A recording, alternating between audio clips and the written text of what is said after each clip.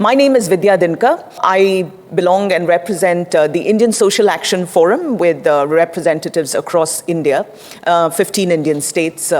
And I also represent an all-women-led almost lockdown initiative called Growth Watch.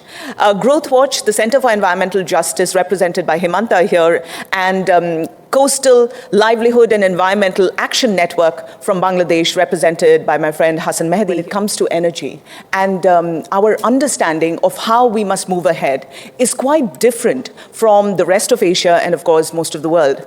And while there may be similarities, we thought that we should bring more people together to now think about South Asia as a unit, because we have so much of shared borders, shared culture, really a kind of energy accessibility and affordability need of our people that we need to address. After the research came out, we met in Kathmandu in Nepal in July 2023 with many people from across Pakistan, Sri Lanka, India, Bangladesh, and Nepal. And we thought about this and discussed this for 3 days.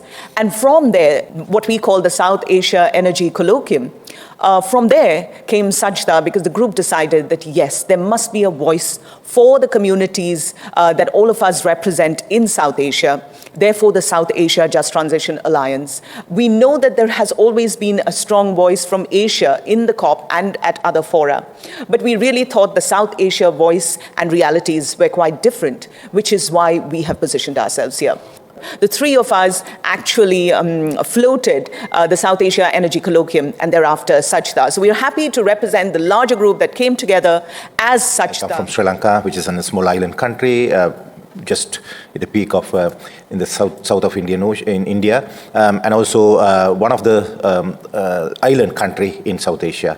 By 2050, so we are some suggest that at least 216 million South Asian people will be displaced because of the climate actions. The India alone, about 45 million climate refugees by 2050. These climate-induced migration will definitely impact everywhere. I think that is where we are coming to understand this whole energy crisis, whole just transition concepts, what we really want, the just transition, and whether it's just transition, it's just energy transition or beyond just transition, because we are talking about the system change, because without a system change, you cannot talk about the just transition alone. So that's one of the big problem. So in this context, we have been fighting for the Asian Development Bank coal power plant for last 30 years, and only in 2022, so they announced that they will not support coal power plants anymore. So it taken us so many years for us to change these concepts. Now that is where, so we want to come in, what the big economies need to do. Of course, as everyone of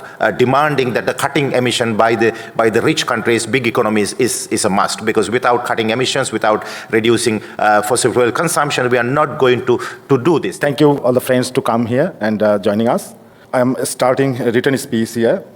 The people of the Global South are waiting for a concrete decision to end excessive emissions to achieve the 1.5 degrees Celsius goal by 2050, as committed in the Paris Agreement.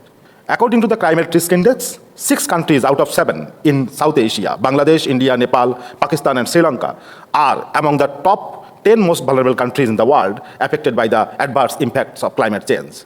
In line with the global pledges, South Asian countries are also required to decarbonize its energy sector, but there are 3 major challenges in the region. The basic need for electricity should be met for the standards of living. So renewable energy has to be installed at a double pace in South Asia than the other regions in the world. In this growing demand, the countries of the region, especially Sri Lanka, Pakistan, and Bangladesh, are facing serious economic crisis.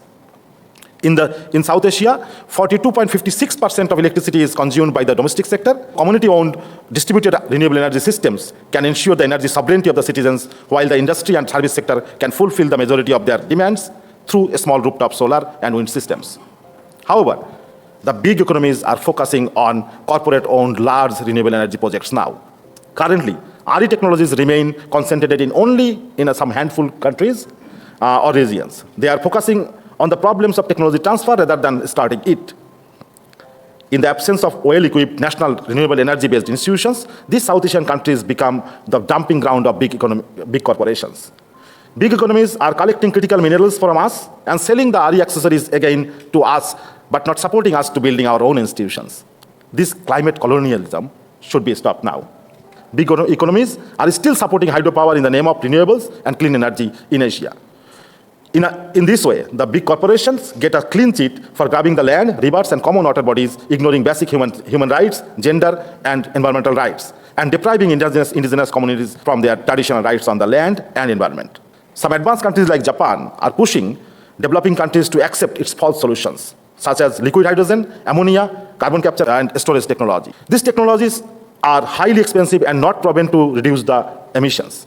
While the US and other G7 country members refused to accept the advanced technologies in the G7 summit last May, Japan is using the financing trap of ODA loans to force us to promote liquefied natural gas or LNG and other false solutions. As the president of COP28, the UAE's support for the false solutions is impudence to the climate vulnerable communities. It's a shame.